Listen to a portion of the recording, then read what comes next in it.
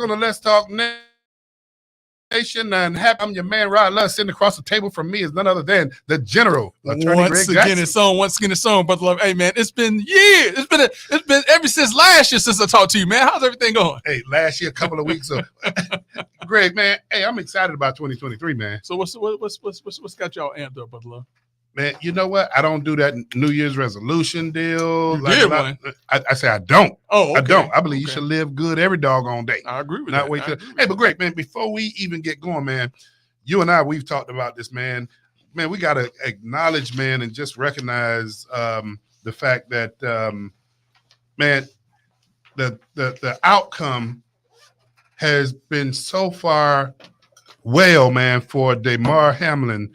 Buffalo Bills player that was injured. Greg, had you ever seen anything like that before? Well, first off, before you jump in there, Brother Love, you got to give the people the story. Give them the story. You got to give the people the story. Now, before you give them the story, though, you got to let them know that right now, if they're listening to these two voices in 2023, they're listening to two of the most influential voices in Central Florida on Monday Night Radio, Brother Love and Greg Jackson, the dynamic duo guaranteed to raise your IQ 10 to 15 points. And Brother Love, it is going to be an outstanding new year. And if you want to be a part of the nice conversation with the dynamic duo, Brother Love and Greg Jackson, all you got to do is hit that phone dial 407-894-1680 to talk to Brother Love and Greg Jackson. We're here just for you all, nobody else. 407-894-1680. Brother Love, let's get it on. Hey, Brother Armando, and our executive producer, Doc Polite, you know you cannot go too long missing doggone Greg Jackson.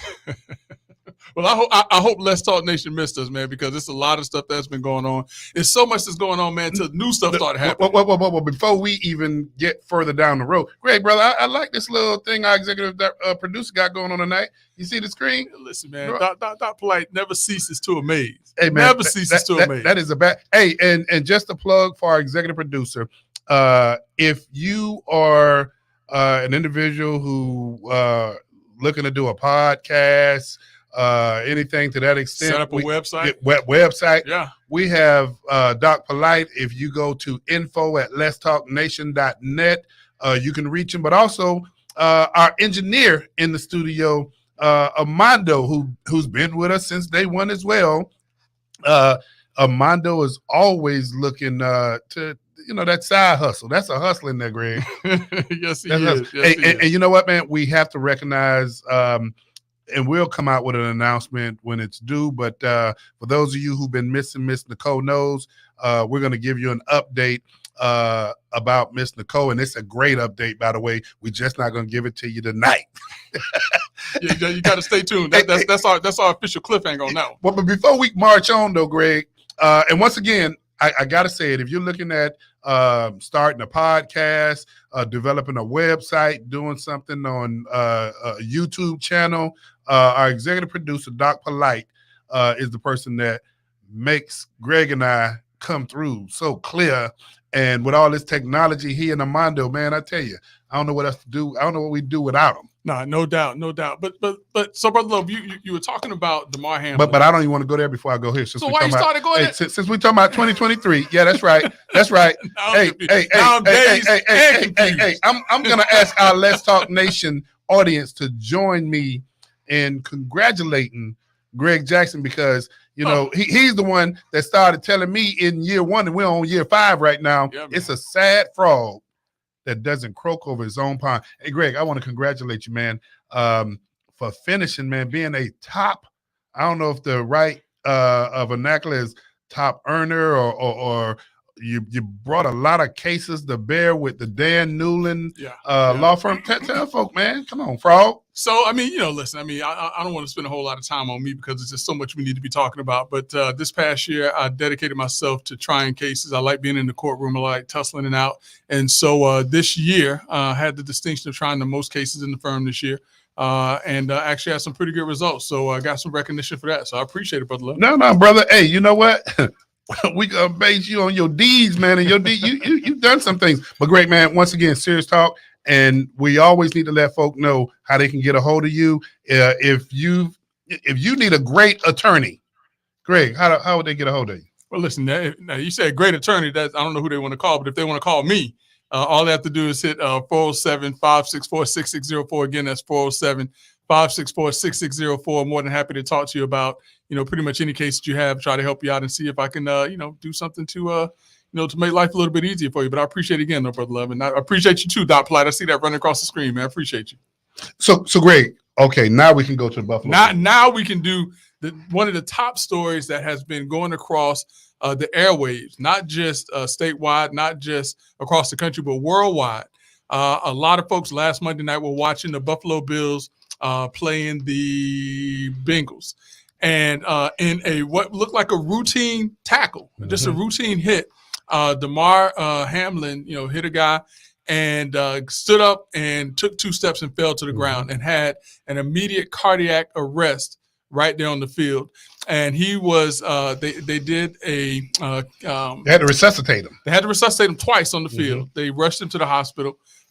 He was placed on a ventilator and all of the other things. And so thank goodness the update for today is that Damar Hamlin has been released from the University of Cincinnati Hospital. However, he is back in Buffalo and he's at Buffalo General Hospital, but his progress, the doctor says progress is coming along very well. So we just want to continue to send out thoughts and prayers to Damar Hamlin, his family, and his teammates, and everyone that's out there playing this game called football, man. Great.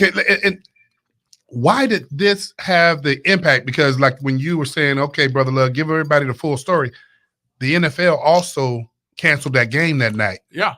That's the gravity of what took place. But Greg, why do you think the impact upon not just fans and other players was the way it was?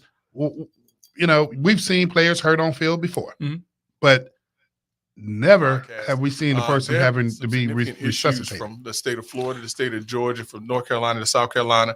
And when we've called on Let's Talk Nation to stand up, Mondo, to we hear something and show out, they have.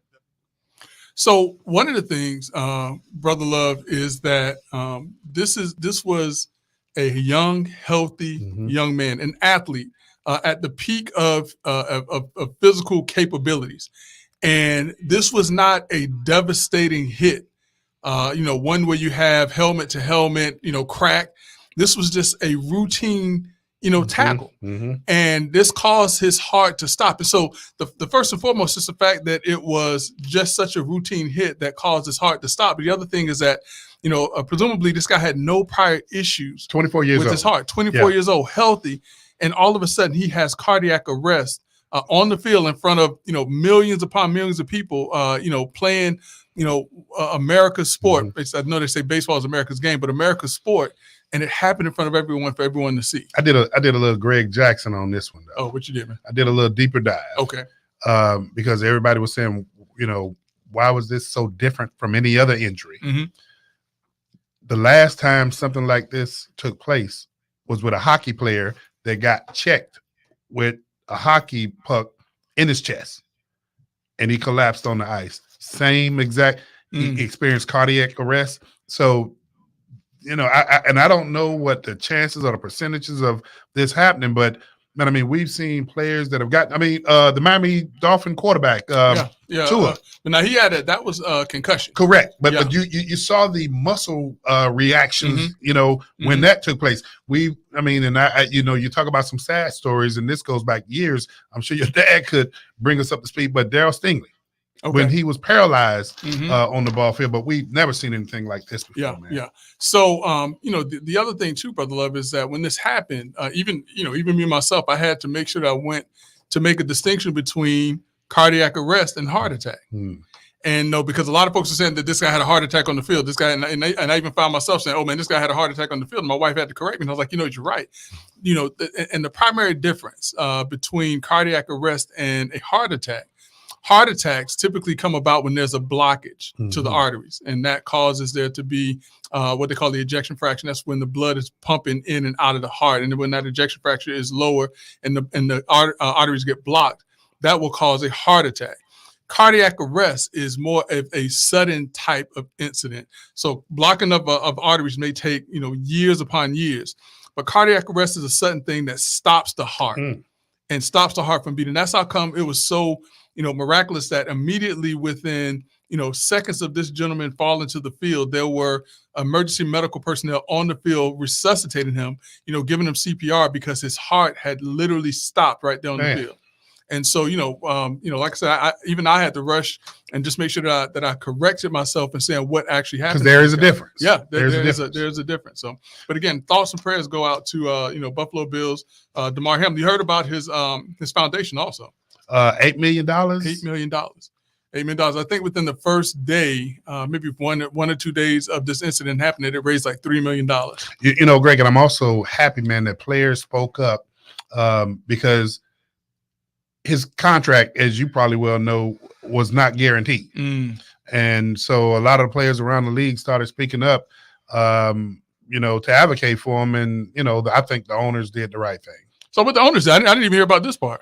We got Brother Armando with a hand up. No, it's just wanted to ask you guys, did you guys notice that Josh Allen had actually said, which is the quarterback of the Bills, he said that God had blessed the Bills yesterday because of the 2 returns. There was a return at the beginning of the game for 100 yards, and the next one was for 101 yards. First at the first half, and then one in the second half. Has that ever happened in a game before? Do we know? The last time it happened was in 2010. Oh, wow. So yeah, I guess there is some light shining on the Buffalo Bills. Now, something happened this past weekend too, Brother Love, and I forget which team it was. But apparently this team had tackled the quarterback, and on the field they mocked as if they were trying to resuscitate the line. Who was it? Pittsburgh. Was it Pittsburgh? Yeah. Pittsburgh. It was not with Mike Tomlin. It was Pittsburgh. The player who did it was Highsmith, last name Highsmith, and that was I think that was poor taste. Yeah. And I know that folks kind of get caught up on things, man. But I hope that he doesn't suffer any negative consequences, except for maybe to just kind of chastise him and tell him, listen, this is not the right time for that. This is a very sensitive time, and let's not do stuff like that. And he was one of the first players too, Greg, by the way, to tweet prayers and blessing to Hamlin when that took place. Yeah. So I don't, we can't speak for him, but I don't think he wasn't thinking. He wasn't thinking. But here's something that we all think about, Brother Love, in case folks did not know. Do you know what today is? And this is not the Tony song now. This is your anniversary. Do you know what today is, Brother Love? No, I do not. Help me out, bro. I'm going to help you out. And I'm going to help everybody out, except for those in Let's Talk Nation who are dedicated listeners who know that today is National Law Enforcement Day. Hey. We got the manual claps tonight. You got the manual claps. Mine not on the clap machine tonight. Now he was clapping too, man. Armando was in that clapping. I got a reason why. I'm sorry. Yeah, I got you. But listen, today I know that there's a lot. Over the past several years, it's been taking place. A couple of years, it's been taking place with law enforcement. But today is National Law Enforcement Day, and we just want to take time out to pause to thank those out there who protect and serve. Not the 1%, because that 99% of those who serve in law enforcement are doing the right thing, trying to do the right thing. It's that small batch of bad apples that bring negative perceptions onto a great profession.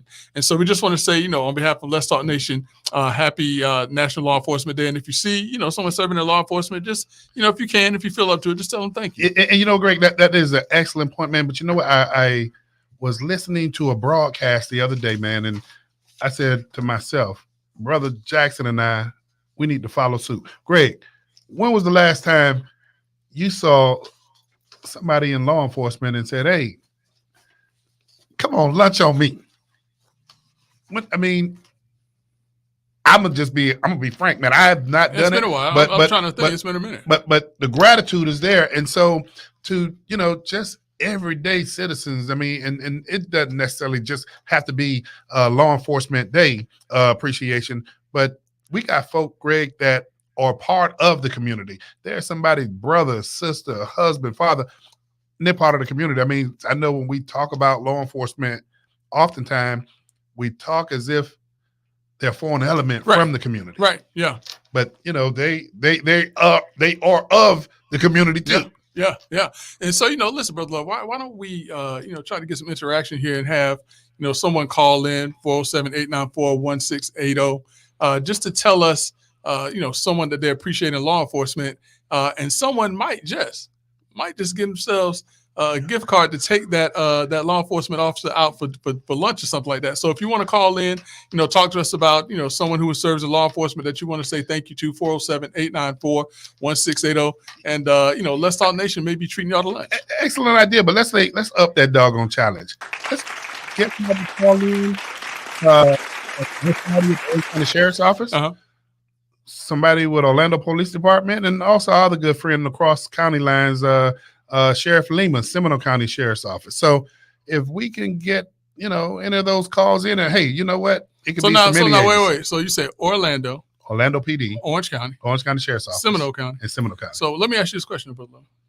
How in the Sam Hill? Oh, Apopka Police Department. Come on now. I know. Sam Hill. You know what? Are you gonna call out all these agencies? Hey, you know what? You trying to get us? You trying to get us pulled over and arrested? But you know what? I'm glad you're my partner because you didn't let me walk down there and just jump off a cliff. So we got 4 agencies. Orange County Sheriff's Office. Orange County Sheriff. Seminole County Sheriff's Office. County Sheriff. Orlando Police Department. OPD. And the Apopka Police Department. APD. We got them all. Who is under the leadership of a good friend of ours also, and that's Chief Mike McKinley. Absolutely. You saw how I made up for that, man? I see that. You did a good job. Woo! Hey, so, yeah. Greg, while we're waiting on those phone calls, man, we cannot have a show tonight, Greg, and not address Congress going 15 rounds. Come on, brother. Them your boys. Come on, man. Hey, them your brothers and sisters over there, man. But listen. Listen. A lot of folks were upset by this, and I know that a lot of Republicans were upset by this. And you and Doc and I, we were talking about it. I mean, we were how many days? 3 or 4 days we were following this? Yeah, this went on, yeah. And, my position is this. We've always told Let's Talk Nation that we don't have to follow one drumbeat. If we feel that someone isn't doing something, that we should have the gumption, the nerve, the wherewithal to stand up and say, no, I'm not going to go along with that. And so, as odd as it seemed, and I don't think you'll ever see this on the Democrat side because Democrats do walk lockstep. As odd as it seemed, these 20 Republicans said, no, wait a minute. We want our voices heard. Now, albeit in a smaller setting in the hallowed halls of Congress, they refused to go along just to get along. In that instance, and I somewhat applauded because I thought that it was a good stance if that's what they meant to do. But let's go a little bit deeper on this, Greg. Yeah. Do you know the name of the United States congressman whose name was put forth to be nominated as the speaker and got 20 votes? Do you know who that was? Was it 20 or 15? 20. Out of the state of Florida? No. 20 was across the board, not because I don't know how many was. No, the number of votes that he got. But the total number was 20. This representative is out of South Florida. Yeah, of course they do. Donaldson. You hit it. You hit it right on the head. Yeah. But you know why I know why. Why? Because he looks like us. It ain't too many. But you know what? You're going where I want to go. You're going where I want to go. Now don't start this tent stuff now. Well, that's where I'm going. Don't start this tent stuff. Hey, that's where I'm going. Mondo. Doc, that's exactly where I'm going. Somebody wave the American flag for this dude. No. So great. Congressman Donalds. Yeah, Byron Donalds. Byron Donalds was nominated, and he originally voted for McCarthy.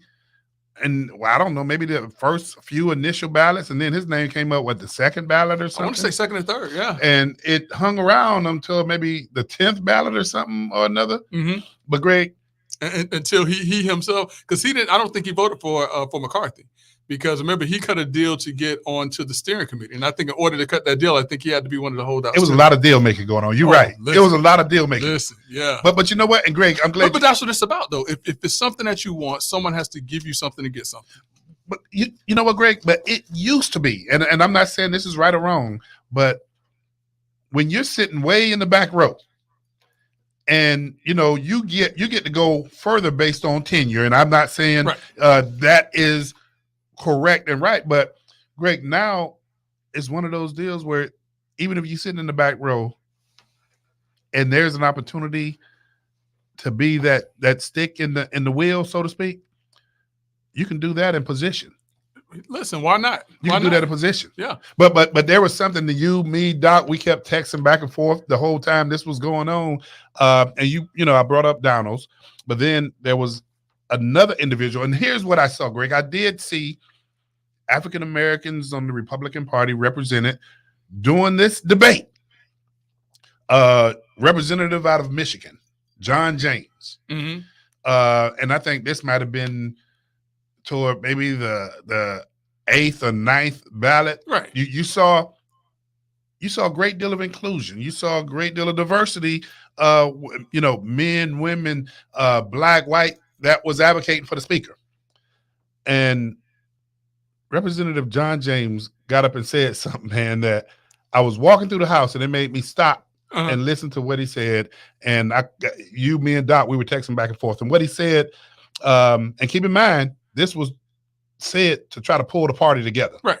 And it was said, we must all hang together, or most assuredly, we will all hang separately. Do you know where that quote came from? No. Benjamin Franklin made this statement at the signing of the Declaration of Independence in 1776. He was, of course, referring to the need for the signers and the states that they represented to stick together against the common enemy, which was Great Britain. Yep. He knew the only chance the colonies had in facing the most powerful army and nation on the face of the earth was to remain united in their resolve to achieve their independence. So Brother James is out there quoting Benjamin Franklin. But you know what, Greg? That meant more to certain people than it did for just that audience that was listening. Mm. You see where I'm going with that? Yeah. Because Greg, I mean, ain't no doggone secret. We've had to bond together throughout history, and we've had to. Mm-hmm. And to hear that brother, and he talked about how he grew up in Detroit. Yeah. And how he's navigated. And that's why when you and Doc and I were texting back and forth, to me, to see Donaldson nominated for House Speaker, to see this brother James be selected to get up and advocate for the Speaker of the House. Hey, Greg, that damn tent need to be getting larger. Well, it should be. It need to be getting larger, and it has to be attractive to welcome people. Listen, I agree with that. And I'm not saying placate. No, I got you. And I agree with you on that because in a lot of respects, there are a lot of people who feel that the Democratic Party has lost its way, so to speak, that the agenda of the Democratic Party is no longer the agenda of certain communities. Mm-hmm. And so, I mean, if the Republican Party is looking to be the party of inclusion and they include those individuals that now feel excluded, or that their issues are being excluded by the Democratic Party. Yeah, but I mean, that is going to be a hard push because of the institutionalized thought that has revolved around Republicans and what Republicans stand for. And I don't even think that it's I know it's not appropriate that when people think about Republicans, they think about racists, because that's not what the Republican Party started out to be. Thank you. But Greg, I mean, and to your point, from a Republican Party perspective, I believe, it's just my opinion, right, that we got to do a better job of marketing ourselves and not let other entities market us. Right. Right. But now I would be remiss now. All right. So, because I'm giving the Republican Party some kudos and I'm giving y'all some insight on what needs to be done. But I would be remiss if I didn't sit here and say that the Democratic Party, though, over the past 50 plus years, has evolved into the party that is more inclusive to minorities than any other party, for whatever the reason is. Mm-hmm. And that's why so many minorities, in particular African Americans, gravitate towards the Democratic Party, because we feel like no one understands us being loosely used in the mm-hmm. collective, not in a personal sense. No one understands us the way that Democrats understand us. But you know what, Greg, man, I'm going to just go with that old, what is that, Boys Town thing? You my brother, you ain't heavy, but I got to say this. Yeah. Greg, I often hear individuals had a conversation about Republican Party and their belief that it's not welcoming or it's not concerned about their issues. And you and I, we've had this conversation before. Greg, those same individuals, when I ask, have you ever gone and sat down and had a conversation or made your ask or made your plea, if you would, to that same party that you're talking to me about? And Greg, the answer is often no. But I have to remember, people gravitate to what they feel comfortable with, and people gravitate to what looks more like them. And so when a lot of African Americans look at the Republican parties, they don't see a lot of them in the party. Brother, you didn't become successful because you just stayed and gravitated to what you were familiar and comfortable with. You went outside your comfort zone. Yeah, but you're talking about Greg Jackson. Everybody ain't Greg Jackson. But you know what? These we have a platform here, brother, and this is a teachable moment. Mm-hmm. You got to get out of that doggone comfort zone. Listen, I'm not saying that you don't have to. I'm saying that in order to understand, in order to attract and address a demographic that is wide open to be included, you have to understand that when Black males, in particular, when Black females look for a place to call home, they do not see the faces that they see in the Democratic Party on the other side of the aisle. And so it is incumbent upon, if the Republican Party wants to include African Americans, in the 10 or under the 10, it's going to be incumbent that they pull individuals that look like the individuals that they want to be a part of their party. I ain't gonna argue with you on that, but I'm gonna also go back to, Reverend King is my spiritual counselor. Well, last time you talked to him? Today. I didn't get any counseling. That's how you talk to Reverend Dr. Martin Luther King.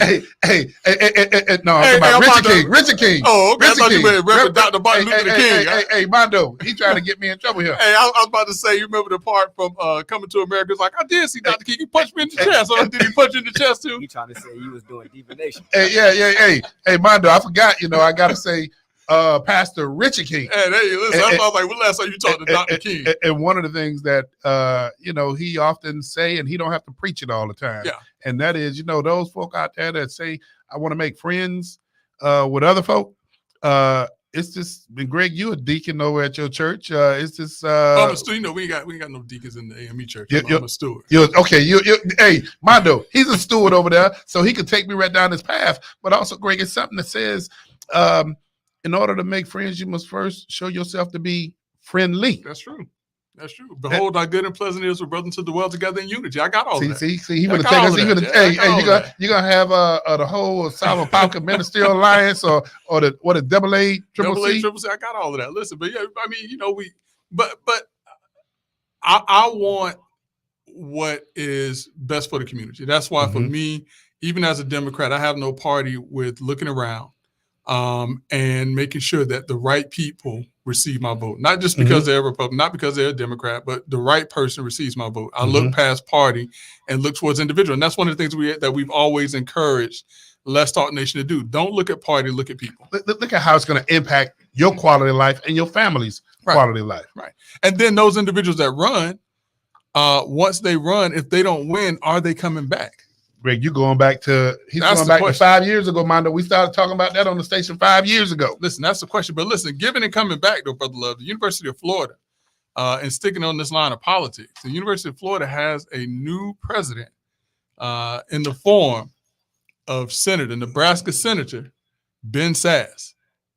Greg, I was asking you what impact does that have on the Senate, but it has no impact because Democrats they won by a margin of 1 or 2 in the technically, yeah, they won by a margin of 1 with, I forget her name, who is now an independent. What's her name? The senator. And you have a senator who just recently announced the other day that she's going to retire out of Massachusetts or. Yeah. Oh man, it's going to bother me because she and Manchin. Oh, I know who you. Yeah. I can't think of it. Yeah, she has now switched her party to independent, but Bernie Sanders is independent. But they caucus with the Democrats. They caucus with the Democrats. But here's the other thing too, though. Ben Sasse is a Republican senator, or was a Republican senator, and the governor of Nebraska is a Republican who gets to appoint the next senator. So hopefully he is not like the former. Was it Blagojevich? Hold on, back up. Say that again. Ben Sasse, who gets to appoint? The Republican governor of Nebraska. Okay. And so hopefully, I don't know if that governor, it was Blagojevich out of not Minnesota, but out of Michigan, that when it came time for him to be able to appoint a senator, he started trying to sell that seat. He actually went to jail. Was that Blagojevich? But he was a governor, I think. He was a governor, yeah, but he had the opportunity to appoint. Yep. Was it a Democrat? I can't remember now, but yeah. So hopefully he doesn't pull one of those. Was numbers. It Obama's? I want to say, yeah. I think it was. Yeah. So he went to prison for that. Yes, too, he did. Yes, he did. So hopefully the governor of the great state of Nebraska has learned a lesson from Blagojevich and won't be making any of those mistakes. Man, Greg, we taking folk all cross timelines and everything, man. Yeah, you're right. Yeah. So I mean, listen, if we're talking about a historic vote on the House Speaker of 15 votes, we got to talk about some other historical stuff where the senator from Nebraska decides he wants to be the president of the University of Florida, and his seat is up. And then that leaves it up to the governor. And so what happened with the last governor that had the chance? We got to take people all across these lines. You're absolutely right. You're absolutely right. Greg, I want to dive down. And I know, matter of fact, I think you sent this to me, man. 6-year-old student shoots a teacher in Virginia. Ridiculous, man. Ridiculous. Greg, do you know? I mean, again, the deep dive on this, man.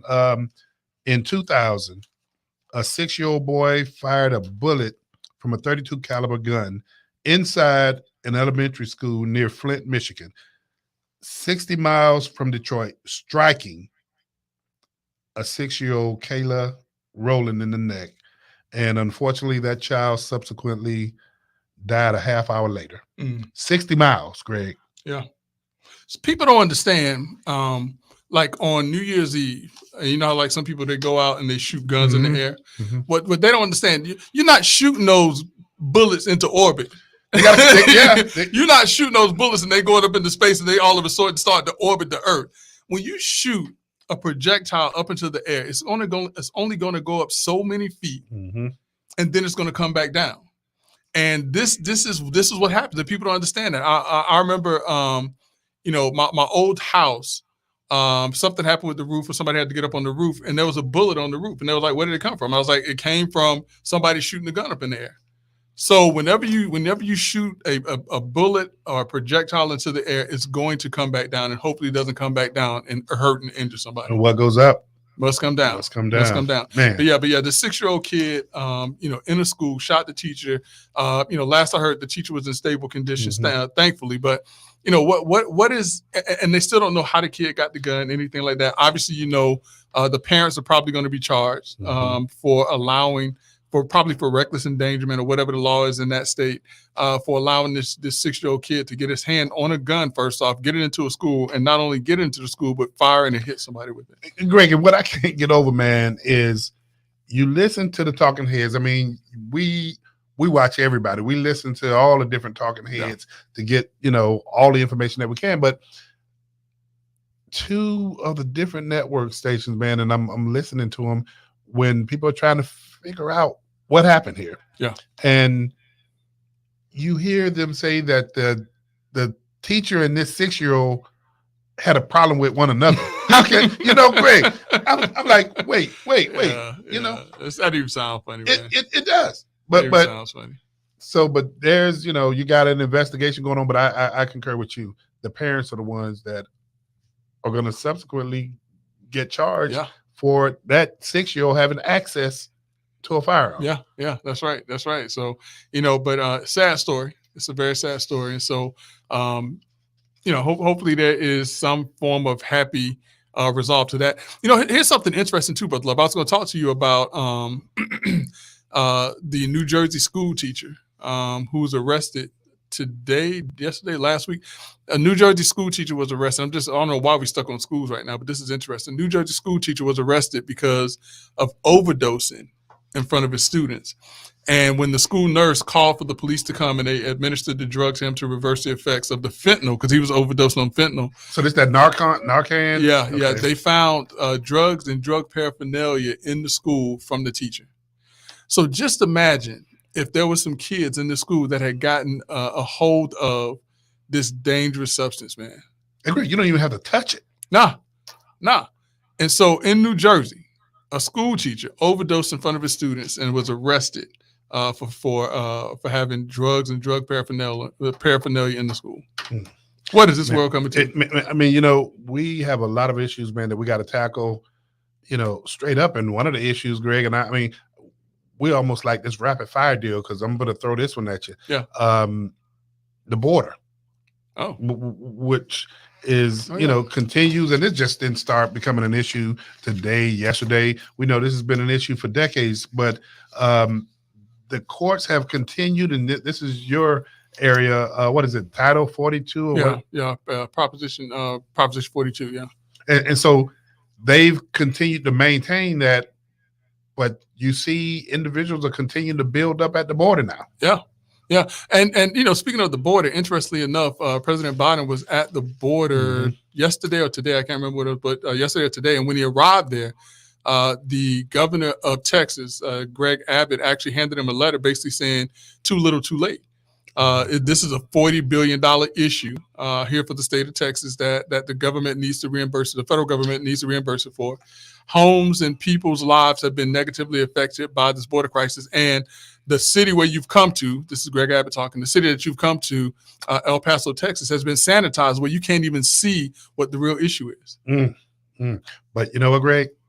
The one issue, and we've talked about this before, and, Greg, I don't know. I know we talk about right and wrong issues and things of that nature, but people are also talking about their pocketbook now too. And when you mention the Texas governor presented the president a letter and you say $40 billion issue for them. Yeah. Greg, I don't know where this goes. I don't know, what is the solution to this? We've talked on this show time and time again about those individuals that come into the country the correct way. Yeah. How do you stop this and kind of refocus everybody to come in the correct way now? Well, it's going to be hard. I mean, the resources are sorely lacking at the border. People are still. I mean, and I heard Biden say it, that the border's not open, don't come in. He just recently made that statement. I don't have any reason to not believe him. I think that that's how he feels. But the unfortunate reality is that for 2 years, that's not what was being said. And for 2 years, people, I think they're saying that it is now up to 2 million arrests at the border. So Greg, on that note, 2 million. I ain't say 2,000. I said 2 million arrests at the border at this juncture. Okay, but on that note, we've talked about sanctuary cities here before. Yeah, and how sanctuary cities have been welcoming, but now you hear they're welcoming, but now they're saying to the federal government, "We need your help." But where are some resources to help with these? But also, are those cities going back to their constituents, asking their constituents if they're all right with them expending their taxpayer dollars? You're right. Now, before we get into that deep dive, Brother Love, I just wanted to recognize just how sharp Let's Talk Nation is. So we were just talking about Blagojevich, and I was saying Michigan, but one of our longtime listeners and one of our Let's Talk Nation scholarship recipients, we got a scholarship. One of our Let's Talk Nation scholarship recipients, Michelle Walker, she has reminded us that was the governor of the state of Illinois.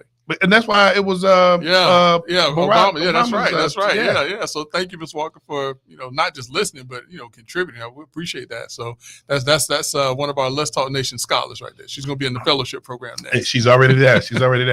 All right, but going back to this border question, this border issue, though, Brother Love, it's easy to be a sanctuary city when you sit so far away from the border. Places like what was the place that they sent him to? Oh, not Nantucket. What was it? Martha's Vineyard. It's easy for Martha's Vineyard to say we're a sanctuary city. It's easy for a place like Denver, Colorado to say that we're a sanctuary city because they're not at ground zero of individuals coming into their countries by the thousands.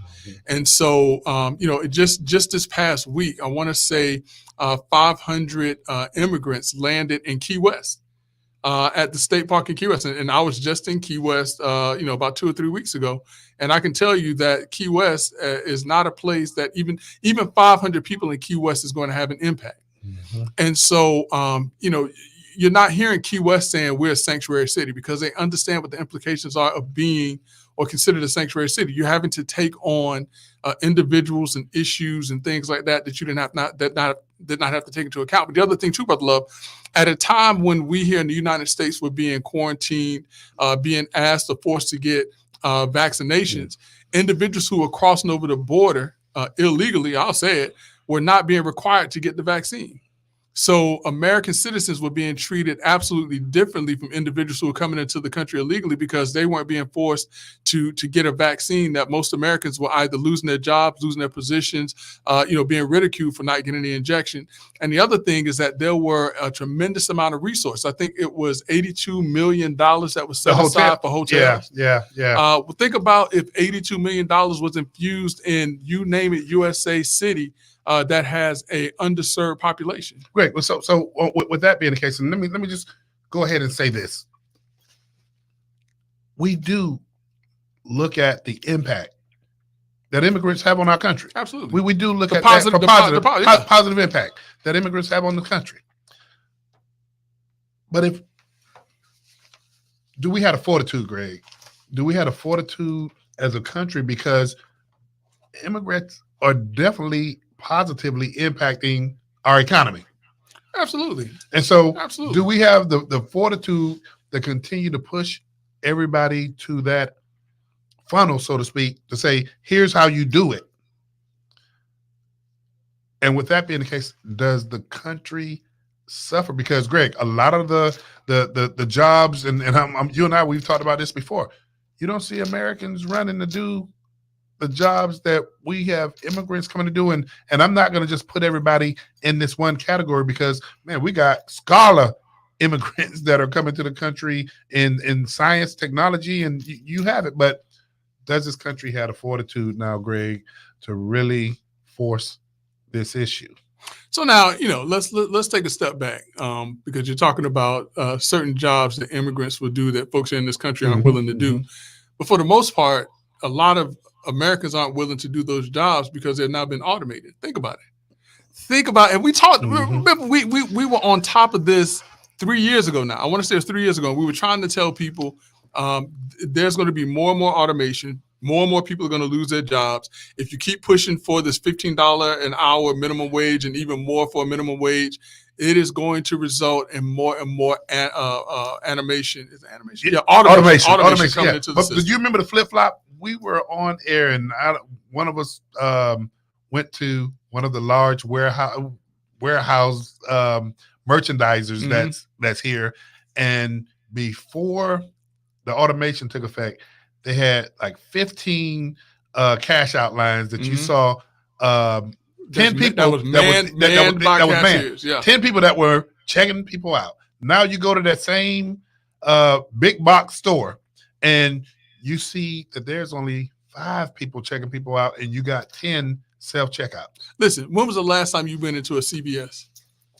I've seen the checkout. Yeah. CVS, Walgreens. Hey, I go to the dollar store too. Yeah, listen, go to Publix. Publix is not as bad just yet, but it's getting there. No, but you know what though? I think Publix may have the market cornered, because people go to Publix because they appreciate the experience. You got somebody just about on every aisle to help you. You got people checking you out. You got people that'll go to the front of the cashier's bin and ask you if you need help. You know what, Brother Armando? Publix got that thing down like the theme parks. You go for the experience. How long does it last, though? No, wait, hold on, Brother Armando. This is the question we need to be asking. Who at Publix is greasing Brother Love's pockets over here? Hey, Mondo, we do need some advertisement over here. Who at Publix? I'm concerned right now. Who at Publix is greasing Brother Love's pockets? When you became an advocate of Publix like that? Hey, I am not, but we need to get them to advertise. But you know what? The great thing about what we do on this show, Greg, we like to talk facts. We like to talk facts. And then my wife go put on that. That's the truth. Listen, stay out this conversation. Thank you, Mr. Jackson. But Greg, come on, man.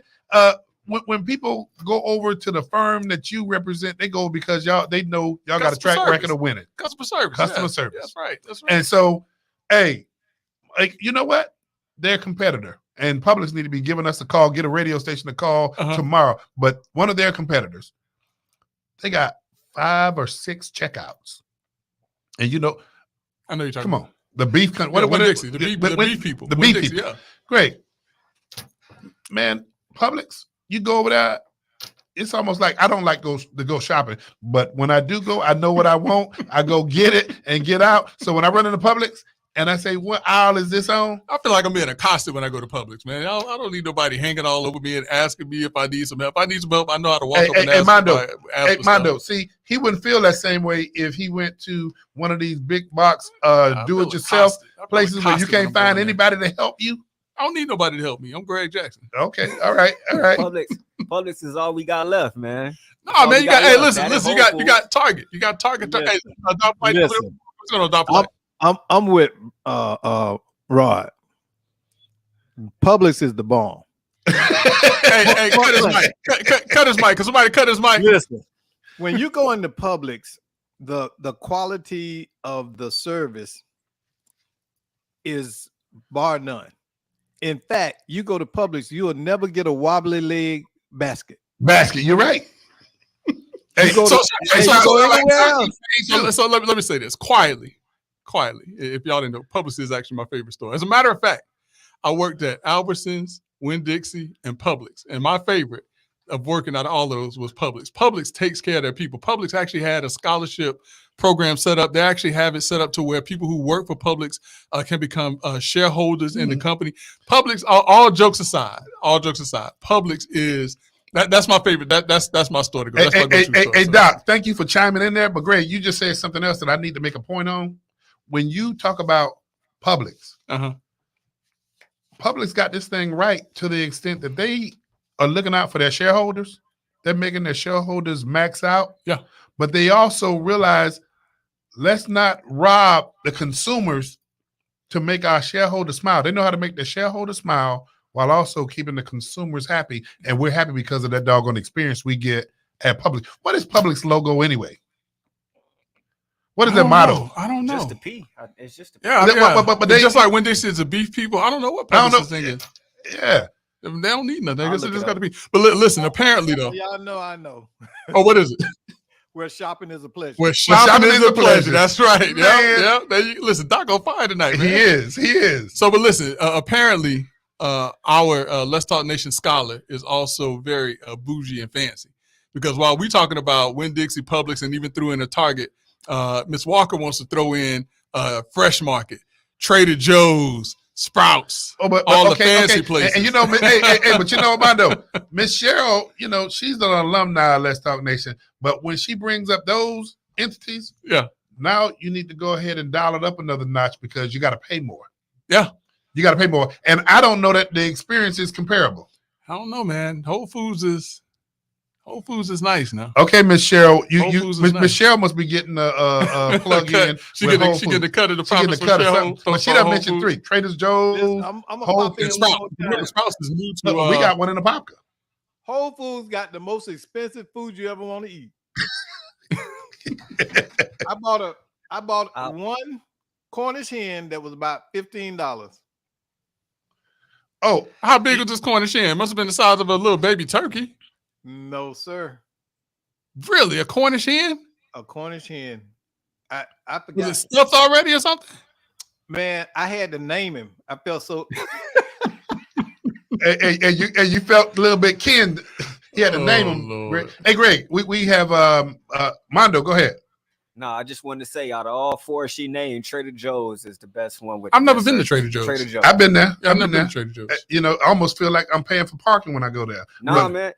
They'll fill your whole. They'll get your whole order for you. You walk in there with your list, they'll fill your whole bin up and just give it to you. At Trader Joe's? Yep. Okay. Hey, if they're gonna charge you for it, why not? No fee. Oh, I'm gonna have to go check out Trader Joe's. Now, is there a line waiting on somebody to do that for you? Somebody's always there, and it's always in and out. Well, listen, brother, we got to test that out. All right, we're gonna have to test that. Mondo's, Mondo kind of knows how to navigate, so we got to test that. That's one of those millennials, man. One of those. Hey, Greg, and we good that we have a mayor that just watches the show on a regular basis, and he just reminded us of something that we need to announce. What's that? Orange County Public Schools put out a poll for everybody to vote on one of three individuals for the building dedication for the opening of the first and only Orange County Orlando Tech College. Okay. And it's located in South Apopka. Uh-huh. And they put out the three names of individuals, and the individual that won by 68% for the building dedication. And I do want to recognize the other two candidates before I name the individual who won. So we need a drum roll. So make believe like y'all are hearing a drum roll right now. So who was number three? I don't know the other order, but the other individuals, Mr. Frank Smith, number two, and Mr. Sudds, who worked for the public school system for years. And the individual that garnered 68% of the vote was Dr. Shirley Sharp Terrell. Wow. Outstanding. I mean, I don't think that there is a better representative of education, of political power, of spiritual uprightness than one Miss Shirley Sharp Terrell, a fantastic lady, fantastic lady. And Greg, something real interesting. Normally, when the school board puts out these type of surveys, they're accustomed to getting approximately 100, 150 responses. Right. They got over 1,300 responses. Really? Yeah. And I truly believe, man, and you and I both talk about this often, we do stand on the shoulders of giants. And, man, I tell you, those folk, they've impacted that community. Absolutely. Absolutely. So, listen, congratulations to the family of Miss Shirley Sharp Terrell. Did she pass away earlier this year or late last year? Last year.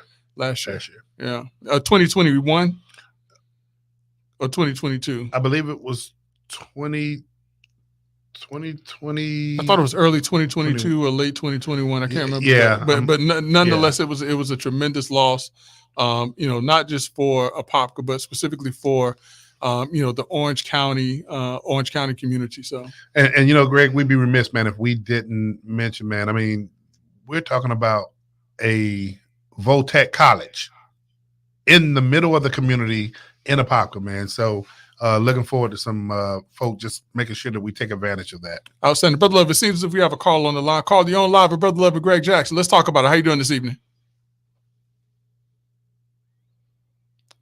Hey, call you on live with Brother Love and Greg Jackson. Let's talk about it. How you doing? Greg Jackson, Rod Love, Mayor Nelson. Mayor Nelson, Happy New Year to you, sir. Happy New Year. Good. Yeah, I couldn't let y'all go the whole show. I kept saying, I know one of you guys is gonna bring it up, but well, listen, that's why we have you out there as a dedicated listener, because if we don't, we know that you're gonna remind us. And Greg, absolutely, Mayor Nelson, he knows the history, man. Greg, I don't know if you recall when Mayor Nelson was in the House of Representatives, he actually marshaled and championed the legislation to actually get the funds to purchase the building that was there. And, so this thing goes, Mayor Nelson, how many years did this go back? Ooh, well, I'm going on my 5th year at the city, 3 years at the county. And so it's at least 9 years old. And I mentioned that he advocated to get the appropriation, Greg, but then the appropriation wasn't spent in over, I don't know, a span of 4 or 5 years. So he still had to fight with not fight. He had to work with the legislature. Right. So the money didn't go back into the treasury. And then Rod Love helped me keep it alive too. It was just kind of we had to keep it moving until they finally, pulled the trigger and raised the building and started construction on a new one. So yeah, that's exciting. I'm couldn't be more proud of to honor her in this way. And, because her, for me, her biggest legacy was the prayer breakfast, she put all her heart and soul in that thing. And I think it's as good as anybody's anywhere. Yeah. And it wouldn't have gotten to the point where it is today, where each year it gets bigger and better. if it weren't for Shirley Sharp Terrell, for Yes, sure. Absolutely, indeed. absolutely, yeah. But thank you, man, for reminding us of that. Any New Year's resolutions you want to share with us? Well, I've got some. I should lose a few pounds. I know that should be on my list. But if I can't make that commitment until I'm sure I'm ready to make it. Boy, hey man, Nelson, before we let you go, amphitheater this past weekend. What took place over there? Last weekend we had it was a heavy rock band. It was AC/DC tribute band, and it was interesting. The name of the band is Highway to Hell, and so we had to put that in our newsletter in December, which December and Christmas and Highway to Hell, it didn't really Just don't match. But that's the name of the band. So I struggled that a little bit, but they did a great. Probably had 2,000 people Saturday night. So yeah, things we're really getting some good traction. We've got a couple of big national promoters that have kicked the tires out there, and I think we're going to see a commitment on some shows during the springtime, and so we're excited. Obviously Saturday Sounds, the free events that the city puts on are great, but we can sprinkle those in with some paid events and hopefully get some money from the TDT, the Orange County dollars, which are just hotel tax dollars. Then I think we can really up our game, and I think we've got the best facility in Central Florida. Yes, yeah. Yes, indeed. Getting the notoriety is our problem. But we've made I tell you, since we started doing just the free events, we've had people talk to their people, and their people talk to other people, and so people say, "Maybe you've ever been out to the amphitheater of Popka?" And they go, "Oh my gosh, it's beautiful." It says we need to get such and such, this group, that group, and so we got the International Jazz Fest coming up in April. I can't tell you the date, but excited about what that's going to bring. That's always been hugely successful, and so we're really making progress out there to get some notoriety for what I think is the best amphitheater in Central Florida. Well, man, Nelson, I tell you what, man, we want to thank you and City Council, because we see that the amphitheater is becoming a hot commodity, and man, the improvements you guys have been making out there, man, I tell you, just fantastic. But Mayor Nelson, hey, thank you for dialing in, thank you for listening, and thank you for just following Let's Talk Nation for the last 5 years. You got it. Well, hey guys, you are the best. Hey, love hearing you every Monday night. Appreciate you. Thank you. Hey, Greg Jackson, before we get in trouble with a good friend, Miss Monique Morris, man, what do you know about the MLK parade? Listen, this is I know it's over a decade now. I just don't know how many years over a decade, but this coming Monday, which is going to be the 16th of January, it is going to be the MLK parade in the great city of Apopka, Florida. And so if you are looking for a place to go and to celebrate the legacy of Dr. Martin Luther King, the place to be is going to be in Apopka, Florida on January 16th, 2023 for the MLK parade. Greg, you know what, man? I realized why, I wasn't distracted by people sending texts in. I don't even have my phone in here. Greg, is there anything left that we didn't give anybody updates on? Well, not much, except for in the country of Brazil, they're having an insurrection of their own to battle the January 6th purported insurrection. I saw that. Did I say resurrection? I said they have a resurrection. You said resurrection. Yeah, they have no resurrection. I'm sorry. Insurrection. So let the record be clear that there is no resurrections taking place in Brazil. It's an insurrection. Hey, happy New Year to your brother Shaw. Brother Shaw, they're like, what are they doing the resurrection at? Hey man, I wouldn't have been here today. You wouldn't have been here today, Armando? Hey, Greg Jackson, man, I got to say to you, brother, looking forward to a great, fantastic, high energy 2023. Absolutely, man. Absolutely. And as usual, brother, you do not have to go home, but you got to get out of here. Until next week on Let's Talk Nation with the General and myself, we'll see you then. This is WOKP 6.